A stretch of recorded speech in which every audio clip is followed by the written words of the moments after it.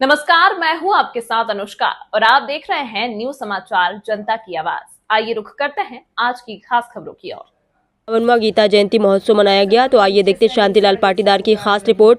गौतमपुरा से बड़ी खबर, गीता जयंती महोत्सव मनाया गया। इस अवसर पर गीता भवन ट्रस्ट गौतमपुरा द्वारा दिनांक 11 दिसंबर से 17 दिसंबर तक गीता भवन प्रांगण में भागवत कथा का आयोजन संत श्री गोविंद राम जी शास्त्री के मुखारविंद से किया जा रहा है एवं रात्रि 8 बजे से 10 बजे तक संत श्री शालिग्राम जी राम सनेही द्वारा नानी बाई के मायरे की कथा भी हो रही है। ये आयोजन राम सनेही संप्रदाय आचार्य रामधाम खेड़ापा पीठाधीश्वर श्री श्री 1008 श्री पुरुषोत्तम दास जी महाराज की पावन सानिध्य में हो रहा है।